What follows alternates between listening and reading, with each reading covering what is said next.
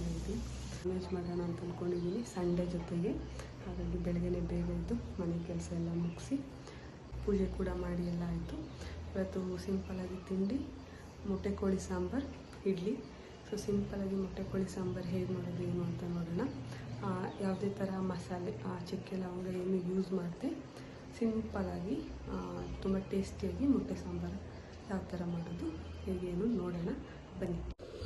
ನಾನಿಲ್ಲಿ ಫಸ್ಟಿಗೆ 1 kg chicken ತೊಗೊಂಡಿದ್ದೀನಿ. ಮೊಟ್ಟೆ ಕೋಳಿ ಯೂಶ್ವಲಿ ಬರೋದೇ 1 kg 1.5 ಅಷ್ಟೇ, ಅದಕ್ಕೂ ಮೇಲೆ ಜಾಸ್ತಿ ಬರೋಲ್ಲ. ನನಗೆ ಇಲ್ಲಿ 1,200 ಇತ್ತು. ಸೊ ಕ್ಲೀನಿಂಗ್ ಎಲ್ಲ ಆದಮೇಲೆ 1 kg ನನಗೆ ಕರೆಕ್ಟಾಗಿ 1 kg ಚಿಕನ್ ಸಿಕ್ಕಿದೆ. ಬನ್ನಿ ಹೇಗೆ ಮಾಡೋದು ಅಂತ ನೋಡೋಣ.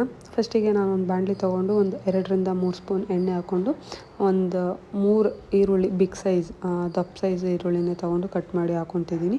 ಚೆನ್ನಾಗಿ ಈರುಳ್ಳಿ ಫ್ರೈ ಮಾಡ್ಕೋಬೇಕು. ಕೆಂಪು ಬಣ್ಣ ಬರೋವರೆಗೂ ಈರುಳ್ಳಿನ ಚೆನ್ನಾಗಿ ಫ್ರೈ ಮಾಡಿ ಅದಾದ ನಂತರ ನಾನು ಇಲ್ಲಿ 1-1.5 ಸ್ಪೂನ್ ಅರಿಶಿನ ಹಾಕಿ ಕೂಡ ಫ್ರೈ ಮಾಡ್ಕೊತಾ ಇದ್ದೀನಿ.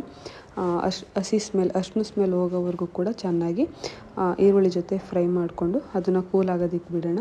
ನಾನಿಲ್ಲಿ ಯಾವುದೇ ಥರದ ಮೊಟ್ಟೆ ಕೋಳಿ ಸಾಂಬಾರಿಗೆ ಚಕ್ಕೆ ಲವಂಗ ಶುಂಠಿ ಬೆಳ್ಳುಳ್ಳಿ ಈ ಥರ ಯಾವುದೇ ಮಸಾಲೆ ಐಟಮ್ಸ್ ಹಾಕಿ ನಾನು ಈ ಸಾಂಬಾರು ಮಾಡ್ತಿಲ್ಲ. ಕಡಿಮೆ ಪದಾರ್ಥಗಳನ್ನ ಯೂಸ್ ಮಾಡಿ ನಾನು ಈ ಸಾಂಬಾರನ್ನ ಮಾಡ್ತಿದ್ದೀನಿ. ತುಂಬ ಟೇಸ್ಟಿಯಾಗಿರುತ್ತೆ. ನಾನು ಅಂದ್ಕೊತೀನಿ ನಿಮಗೆ ಈ ಸಾಂಬಾರು ತುಂಬಾ ಇಷ್ಟ ಆಗುತ್ತೆ. ಆದರೆ ಒಂದು ಸಲ ಟ್ರೈ ಮಾಡಿ ನೋಡಿ, ನಿಮಗೆಲ್ಲರಿಗೂ ಕೂಡ ತುಂಬಾ ಇಷ್ಟ ಆಗುತ್ತೆ. ಇನ್ನು ನಾನು ಈರುಳ್ಳಿ ಏನು ಫ್ರೈ ಮಾಡ್ಕೊಂಡಿದ್ನೋ ಅದನ್ನು ಕೂಲ್ ಆಗೋದಕ್ಕೆ ಸೈಡಿಗಿಟ್ಟು ನೆಕ್ಸ್ಟು ನಾವೇನು ಚಿಕನ್ ತೊಗೊಂಡಿದ್ವೋ ಅದನ್ನು ಫ್ರೈ ಮಾಡ್ಕೋಬೇಕು. ಒಂದು ಕುಕ್ಕರ್ ಇಟ್ಟು ಒಂದು 2ರಿಂದ 3 ಸ್ಪೂನ್ ಎಣ್ಣೆ ಹಾಕ್ಕೊಂಡು ಒಂದು ಅರ್ಧ ಈರುಳ್ಳಿ ಒಗ್ಗರಣೆಗೆ ಹಾಕ್ಕೊಂಡು ಈರುಳ್ಳಿ ಸ್ವಲ್ಪ ಫ್ರೈ ಆಗೋವರೆಗೂ ಫ್ರೈ ಮಾಡಿಕೊಂಡು ನೆಕ್ಸ್ಟ್ ನಾವೇನು ಚಿಕನ್ ತೊಗೊಂಡಿದ್ದೀವೋ ಅದನ್ನು ಕೂಡ ಹಾಕಿ ಚೆನ್ನಾಗಿ ಫ್ರೈ ಮಾಡಬೇಕು.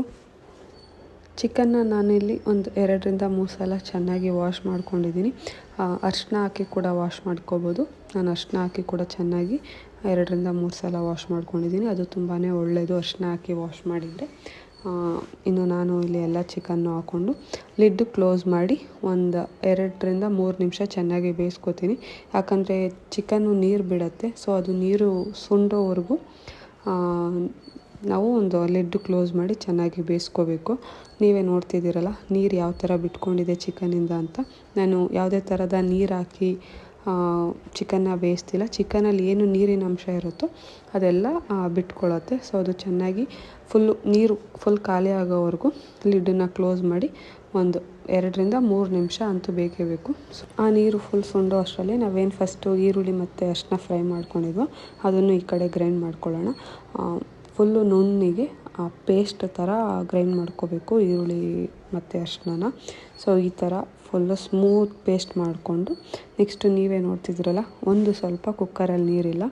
ಸೊ ಹೀಗೆ ಫುಲ್ಲು ಖಾಲಿ ಆದಮೇಲೆ ನಾವೇನು ಅರಿಶಿನ ಮತ್ತು ಈರುಳ್ಳಿ ಗ್ರೈಂಡ್ ಮಾಡ್ಕೊಂಡಿದ್ವಿ ಅದನ್ನು ಹಾಕಿ ಒಂದು 2ರಿಂದ 3 ನಿಮಿಷ ಚೆನ್ನಾಗಿ ಫ್ರೈ ಮಾಡ್ಕೊಳ್ಬೇಕು.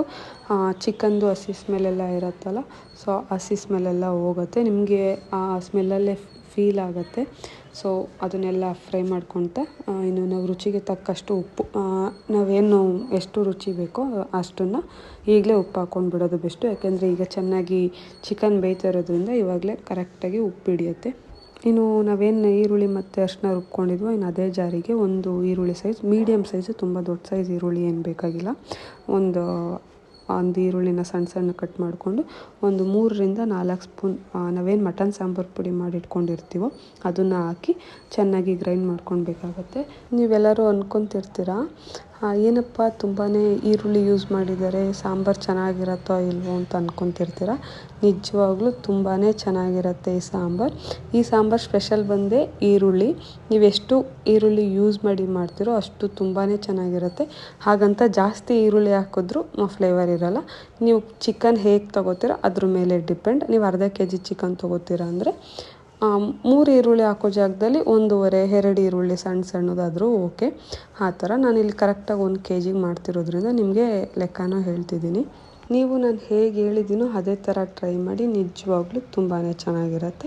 ಇನ್ನು ನಾನು ಸಾಂಬಾರು ಪುಡಿ ಎಲ್ಲ ರುಬ್ಕೊಂಡಿರೋದನ್ನ ಹಾಕಿ ಹಸಿ ಸ್ಮೆಲ್ ಅಂದರೆ ಸಾಂಬಾರು ಪುಡಿ ಯೂಶ್ವಲಿ ಸ್ಮೆಲ್ ಇದ್ದೇ ಇರುತ್ತೆ, ಅದನ್ನು ಹೋಗೋವರೆಗೂ ಚೆನ್ನಾಗಿ ಕುದಿಸ್ಕೊಂಡು ನನಗೆ ಯಾವ ಕನ್ಸಿಸ್ಟೆನ್ಸಿ ಬೇಕು ಆ ಕನ್ಸಿಸ್ಟೆನ್ಸಿಗೆ ನೋಡಿ ನಾನು ನೀರು ಹಾಕ್ಕೊಂಡಿದ್ದೀನಿ. ಹಾಕ್ಕೊಂಡು ಒಂದು 4ರಿಂದ 5 ವಿಷಲ್ ಕೂಗಿಸಿದ್ರೆ ಸಾಕಾಗುತ್ತೆ. ನಾರ್ಮಲ್ ಕೋಳಿ ಆದರೆ ಒಂದೇ ವಿಷಲ್ ಸಾಕು. ಬಟ್ ನಾನು ಮಾಡ್ತಿರೋದು ಮೊಟ್ಟೆ ಕೋಳಿ ಸಾಂಬಾರು, ಹಾಗಾಗಿ ಒಂದು 4ರಿಂದ 5 ವಿಷಲ್ ಕೂಗಿಸ್ಕೋಬೇಕು. ಇನ್ನು ಲಾಸ್ಟಿಗೆ ಇದೇ ಫೈನಲ್ ಟಚ್. ಒಂದು 4ರಿಂದ 5 ಸ್ಪೂನ್ ತೆಂಗಿನಕಾಯಿ ತುರಿನ ಹಾಕ್ಕೊಂಡು ಒಂದು 2ರಿಂದ 3 ಸ್ಪೂನ್ ಕಡಲೆನ ಹಾಕ್ಕೊಂಡು ಚೆನ್ನಾಗಿ ಪೇಸ್ಟ್ ಮಾಡ್ಕೊಳ್ಬೇಕು. ಇದನ್ನಂತೂ ಸ್ಮೂತ್ ಪೇಸ್ಟ್ ಮಾಡ್ಕೋಬೇಕು. ಇನ್ನೊಂದು ಕಡೆ ಬಿಸಿನೀರನ್ನ ಕಾಯೋದಕ್ಕೆ ಇಟ್ಕೊಳ್ಳಿ. ಯಾಕಂದರೆ ನಾನಿಲ್ಲಿ ಕಾಯಿ ಹಾಲನ್ನ ಸಪ್ರೇಟ್ ಮಾಡ್ತೀನಿ. ನಾನು ಕಾಯಿ ಡೈರೆಕ್ಟ್ ಹಾಕಲ್ಲ. ನಾವೇನು ರುಬ್ಕೊಂಡಿದ್ದೀವೋ ಅದನ್ನು ನಾನು ಡೈರೆಕ್ಟ್ ಹಾಕಲ್ಲ. ಸೊ ನಾನು ಕಾಯಿ ಹಾಲಂತ ಸಪ್ರೇಟ್ ಮಾಡ್ಕೊತೀನಿ. ಹಾಗಾಗಿ ಒಂದು ಕಡೆ ಸಪ್ರೇಟ್ ಬಿಸಿನೀರು ಕಾಯೋದಕ್ಕೆ ಇಟ್ಕೊಂಡು ಸೋದಿಸ್ಕೋಬೇಕು. ಸೋದಿಸ್ಕೊಂಡು ನಮಗೇನು ಕಾಯಿ ಹಾಲಂತ ಸಿಗುತ್ತೋ ಅದನ್ನು ಮಾತ್ರ ಸಾಂಬಾರಿಗೆ ಹಾಕಿ. ನಿಜವಾಗ್ಲೂ ಹೇಳ್ತೀನಿ, ಈ ಸಾಂಬಾರು ತುಂಬ ಅಂದರೆ ತುಂಬ ಚೆನ್ನಾಗಿರುತ್ತೆ.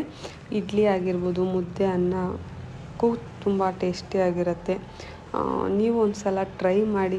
ನಾನು ತುಂಬ ಸಲ ಹೇಳ್ತಿದ್ದೀನಿ ಅಂತ ಅಂದ್ಕೊಳ್ಬೇಡಿ, ಬಟ್ ನಿಜವಾಗ್ಲೂ ಈ ಸಾಂಬಾರು ತುಂಬಾ ಟೇಸ್ಟಿಯಾಗಿರುತ್ತೆ. ಒಂದು ಸಲ ಟ್ರೈ ಮಾಡಿ. ನಾವೇನೀಗ ಕಾಯಿ ಹಾಲನ್ನ ಸೋದಿಸ್ಕೊಂಡಿದ್ವೋ ಅದನ್ನು ಡೈರೆಕ್ಟು ಸಾಂಬಾರಿಗೆ ಹಾಕೋದು. ನಿಮಗೇನಾದರೂ ಡೈರೆಕ್ಟ್ ಹಾಗೆ ಹಾಕ್ತೀನಿ ನಾನು, ಸೋದಿಸಲ್ಲ ಅಂದರೂ ಪರವಾಗಿಲ್ಲ, ಹಾಗೆ ಕೂಡ ಹಾಕೋಬೋದು. ನಾನು ಸೋದಿಸಿ ಹಾಕ್ತೀನಿ. ಆ ಟೇಸ್ಟೇ ಬೇರೆ ಇರುತ್ತೆ. ನನಗೇನೋ ಆ ಟೇಸ್ಟ್ ತುಂಬ ಇಷ್ಟ. ಈ ಸಾಂಬಾರನ್ನ ನಾನು ಕಲ್ತಿದ್ದು ನಮ್ಮ ಅಮ್ಮಯಿಂದ ಮತ್ತು ನಮ್ಮ ದೊಡ್ಡಮ್ಮಯಿಂದ. ನನಗೆ ತುಂಬಾ ಇಷ್ಟ ಈ ಸಾಂಬಾರು. ಸೊ ನಾನು ಆವಾಗವಾಗ ಮಾಡ್ತಾನೆ ಇರ್ತೀನಿ. ನೀವು ಟ್ರೈ ಮಾಡಿ ಹೇಗಿತ್ತು ಏನು ಅಂತ ಕೂಡ ನನಗೆ ಕಮೆಂಟ್ ಮಾಡಿ ತಿಳಿಸಿ. ಸಾಂಬಾರು ಈ ಕನ್ಸಿಸ್ಟೆನ್ಸಿ ಇದ್ದರೆ ಸಾಕಾಗುತ್ತೆ. ಇನ್ನು ನೀವು ಯಾರೆಲ್ಲ ಫಸ್ಟ್ ಟೈಮ್ ನಾನು ಈ ವಿಡಿಯೋ ನೋಡ್ತಿದ್ದೀರಾ ಅಂದರೆ ಪ್ಲೀಸ್ ಎಲ್ಲರೂ ಸಬ್ಸ್ಕ್ರೈಬ್ ಮಾಡಿ, ಲೈಕ್ ಮಾಡಿ, ಶೇರ್ ಮಾಡಿ, ಕಮೆಂಟ್ ಕೂಡ ಮಾಡಿ ತಿಳಿಸಿ. Thank you.